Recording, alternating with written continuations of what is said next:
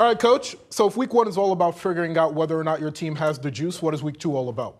Week 2 is all about the process, the process of the week, the process of the season. Let's start off with Napoleon. George Eggers, he's not playing tonight. He rushed for almost 1,300 yards a season ago, but he's out for the second straight week due to a hamstring injury. How does that impact the Wildcats offense? It's a serious impact, yeah. I mean, there's no doubt about that. He is a tough kid. He is a lightning quick and strong athlete, a wrestler, and I think the biggest issue was getting over it in week 1. Yeah. Napoleon giving up 177 rushing yards to Defiance last week. Considering you don't have Eggers, how do you tie up the loose ends on the defensive side of the ball? It's basics. It's playing with low pads. It's attacking. It's winning the battle at the line of scrimmage. Let's take a look at Maumee. A shocking loss last week, 42-14 of Springfield. Quarterback Ben Kubitz throwing 3 interceptions. What are you telling him coming into week 2 to kind of ease the nerves and get over what was a disappointing performance last week? Yeah, hey, again, the film is going to be the key. You're going to teach the kid, you're going to teach him hard. Ben Kubitz is a competitor. He is a winner. The way Maumee head coach Evan Karchner put it, the team is bringing back 1.5 starters on the offensive line. When you consider the youth up front, how much more pressure does that put on Kubitz to deliver each and every week? Oh, it's intense. I mean, coaches feel so comfortable with experienced men up front. Look who's joining us. Former Perrysburg head coach Matt Kriegel. Did you have to flex on us with the championship ring?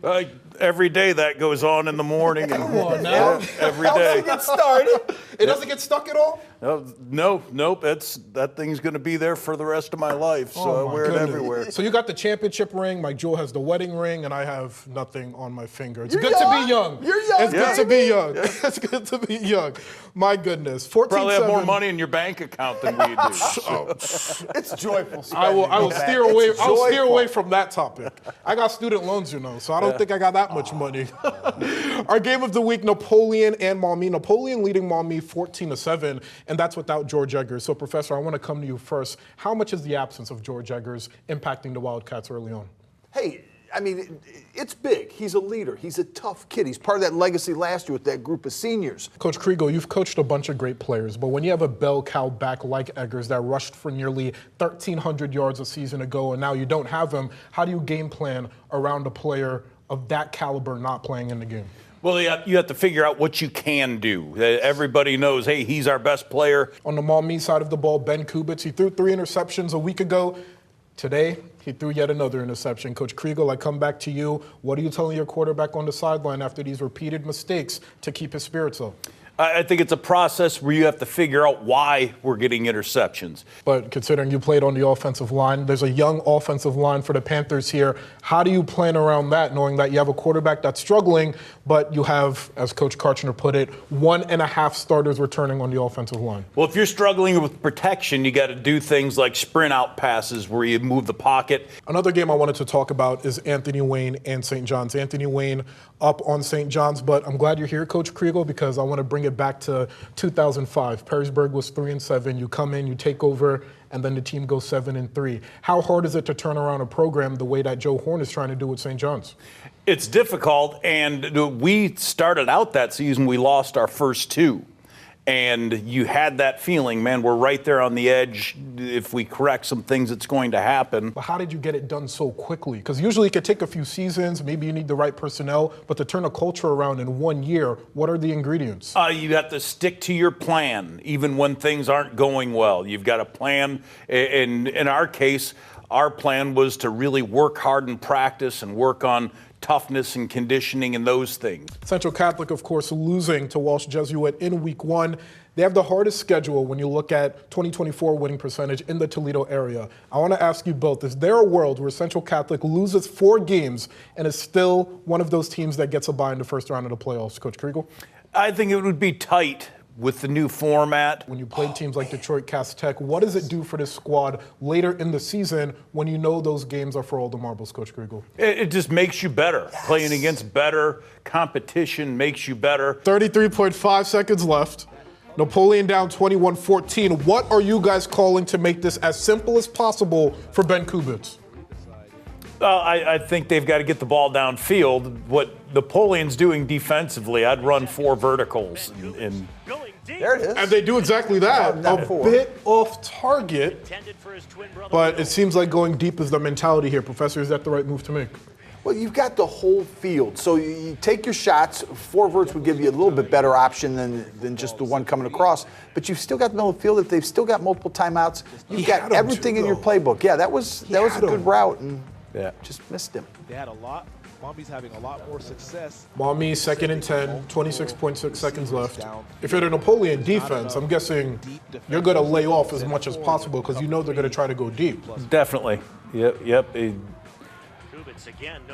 I don't know. Yeah, I'm not their defensive coordinator. I'd be in cover 4. I'd be sitting back. Nothing gets behind you.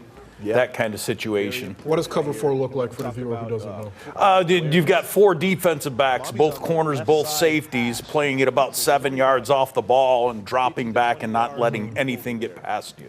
And Professor, if you see the defense is playing cover 4, how are you, as an offensive mind, counteracting that to make sure you're getting down the field with 20 seconds left? Yeah, if you're not in desperation time where you've got to force through and fight it, and you're right on the edge of that right now, you've got some space up, and I'd still think through the middle because the clock stops on a first down. You want a 15 to 20-yard pass, get yourself closer, make things happen.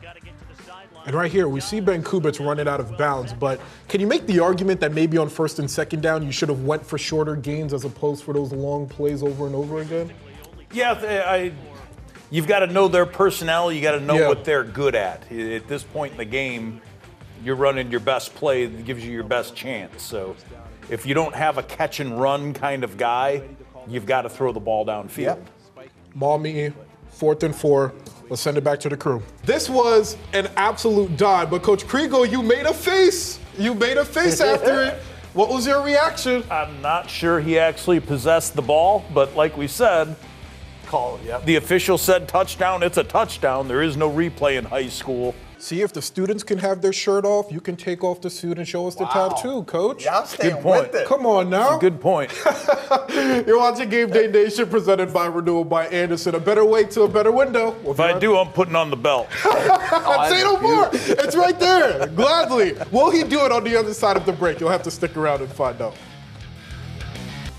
And it's time for the best part of Gameday Nation, said only by Brandon Carnes ever. We bring him into studio right now. How are you, sir? I'm just glad to give my Twitter fingers a rest here and come talk to you You've guys been cutting for a second. your job is not easy. I want to give you your flowers while you're here. Stretch out a little bit. You deserve that belt. I hope you haven't. What's it called when you type a lot and A carpal tunnel. Carpal tunnel? Yeah, Carpal tunnel on us, set away. Yeah. They say that's extinct now. Hey, I'm trying to make sure I don't be like the last person to have it. You know how it goes.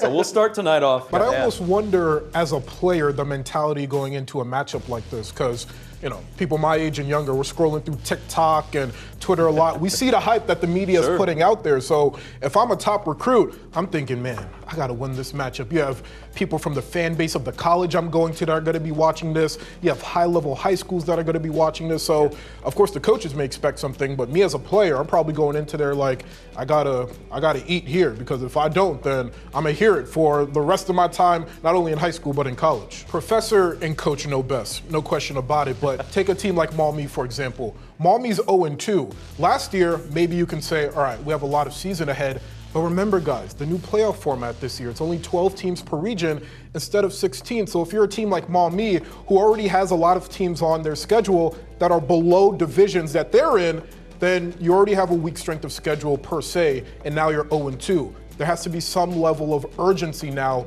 because of the fact that there are lesser playoff teams per region. I can hear Jim Mora right now saying, Playoffs. Check it off every season. We're going to get that reference. We got it in early. It'll never go away. We got 8 weeks to not worry about saying Especially now, it we got to again. talk about playoffs every week. And Week 2? Just wait till we get the percentages up there too. Trust me, it's coming. It's Maumee. coming. But you want to talk about looking ahead. When I spoke to Evan Karchner during season previews, he was talking about, all right, we're chasing Eastwood and Oak Harbor. Maumee ends the year against those two teams in back-to-back games. So if he's saying that in season previews, he's not only looking ahead to the postseason, but he's looking ahead to a conference title. But at 0-2, of course, there are bigger things to worry about right now. Temper the expectations. Keep a level head as you continue. But we're already looking ahead. One team that really stood out here that I want to channel in on real quick, is St. John's. The Titans winning 1 game a season ago.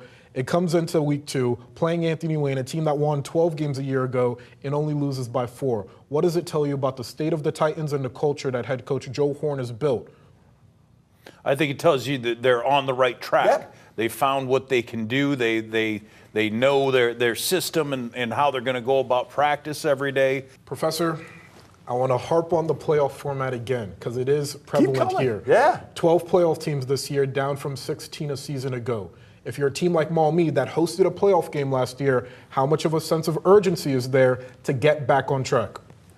Well, the sense of urgency has to absolutely be there in every way, shape, form, any moment, any time, any sport. When you look at Napoleon, they got this done on the ground. Of course, it was a one-score game, but it seemed much further than that, considering how much the Wildcats kept pounding on the ball. What stood out about the rushing attack, Coach Kriegel?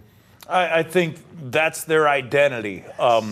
And that's good to close out a game. It's good to close out those last 4 minutes. They're sticking around for overtime. I'm out of here. Have a great night.